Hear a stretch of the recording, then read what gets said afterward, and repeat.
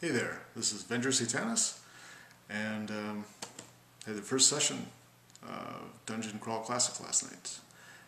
First session I had, I'm going to say DM'd, because I think Dungeon Master is just a little bit cooler, a little bit more nostalgic, and has more panache than Judge or Game Master or something like that. I mean, if I'm playing Call of Cthulhu, then Keeper of Arcane Lore, that's cool and in keeping with the high office that entails. But anyway, let's get off the point. So yeah, DM first session in probably a couple years. Hopefully this video goes off without a hitch or without too many interruptions. Baby number 1 is sleeping. Baby number 2 is right there. Ta-da! That's Illyria. Jade. Satanis. So, without further ado, the session went very well. It was awesome, in fact. But, even though Dungeon Crawl Classics is a great role-playing game, and it's got a lot of great rules. Oh, you getting fussies? Already? She hates it when I sit down, so I'm going to be standing and doing this. So hopefully you don't get seasick watching me as I look down at my notes and try not to drop the baby and everything else. So anyway, as I was saying, Dungeon Crawl Classics is a great role-playing game, hands down. And it's very inspirational, a lot of great art, a lot of great rules, and whatever. But at the end of the day, the game that I most want to run, the game that I tried to live up to last night and will continue to in the weeks to come, isn't based on the final authority of some, rule set or book or, anything else that thinks it's the boss. It comes down to a few simple principles that I just decided to utilize, that I've culled from all over the internet, the whole, old school gaming, old school renaissance or revolution, if you will. Just that whole, that whole mythos. That has been an eye-opener and an awakening, enlightenment, illumination, the whole 9 yards. That's really changed how I perceive role-playing games and how I'm, going to run them.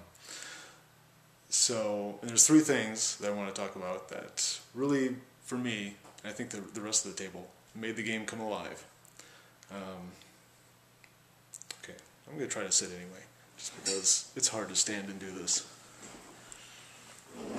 Hopefully she will cooperate. Okay, so when the players wanted to do something, I usually either said yes or yes, but, something else. Unless it was really beyond the pale, in which case, I just said flat out no. I think that's a good rule to live by, and that opened up a lot of possibilities. And I think it let the players know that to one degree or another, this is a shared creation and a shared event, and their input has meaning, and they have a lot more control over their character and the world than they would in like a computer game or something akin to that. Number 2, I didn't really worry about the rules too much. When a player asked if he could do something or asked how it would be done, he would pick up his dice and look to me like, what are the rules here to follow, and what do I need to roll, or can I do something, do I need a special skill or feat before I can attempt this? And I was just like, I just looked him in the eye and I'm like, just tell me what you want to do, and and then we'll see. And that went remarkably well. I think that was very easy to get into, that approach, and as soon as we got in there, I think everybody just felt a lot more comfortable, especially when you play a new game. You think, like, oh, is combat or magic or grappling or something else going to be labor intensive, or a ton of math, or a bunch of needless rolling, or is it just going to be complicated and the dungeon master has to look shit up in the book? But yeah, just like there's a guy in the Goodman Game Dungeon Crawl Classic role-playing game forum. He was like, yeah, I want my barbarian to or I think he was running the game and he was saying a player might have had a barbarian that was thinking about throwing a boulder at a dragon, or that was his example. And he was talking about like, oh well, with his the special warrior deeds or whatever, he could do that, with a special die roll and add this bonus or modifier or something like that. I'm just like, if he wants to throw a boulder at a dragon, unless it's like a 3-ton boulder, just let him do it. Just why not? And then roll to hit. If he hits on a dragon's armor class, then, kablamo, he wallops the dragon. And then you just make it up. Describe it. That's the DM's job. You don't need a lot of fancy, like, extraneous material for a simple player action. I mean, picking something up and throwing it, that's something that anyone could do. So why can't, a fantasy character in a heroic or even villainous, realm of Dungeons and Dragons, why can't he do that? Or at least attempt it? So, if a player wanted to do something, I'm just like, well, tell me what you want to do, and then, we'll figure it out. And, yeah, as I said, it worked great. Last thing I want to talk about is the whole role-playing aspect. Let's see what I wrote here. Oh, yeah, I tried to role-play the non-player characters as best as I possibly could. Which isn't to say it was great, but I tried to role-play in the first person. I tried to get in there with whatever limited skills I have, and make whatever character there is come alive. Let's see. And players aren't looking for like an Academy Award performance, but if you don't show up for the role-playing, then there's a tendency that some players are going to shut down, and you definitely don't want that. Not unless you just want a hackfest without any role-playing at all.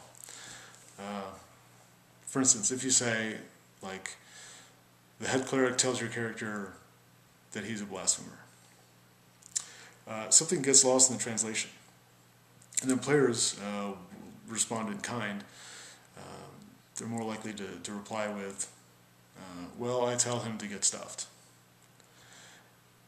And that's all fine, the information is conveyed, but yeah, something is lost. It loses something. People aren't as engaged, and that's very important. So instead, I tried as best I could to say, the cleric turns towards Francis the halfling, you are a blasphemer. Something like that. And at which point the player would be more likely to reply with, get stuffed. And that's where the magic happens.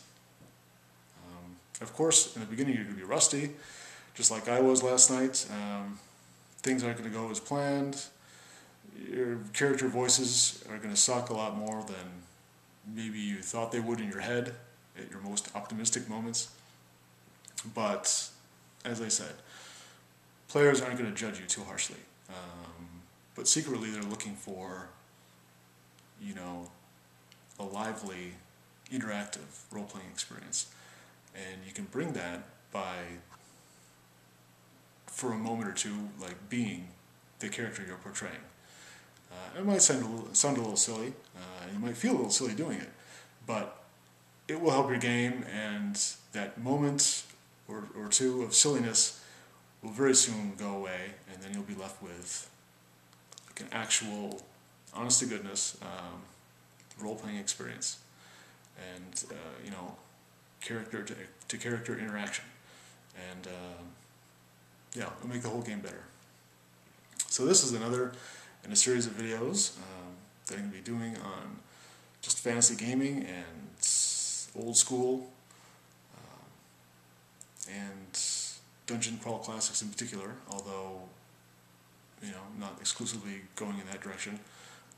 Anything kind of fantasy D&D related is what a lot of these videos will be about. So that's it, and Cthulhu Fatagan. Baby's still sleeping.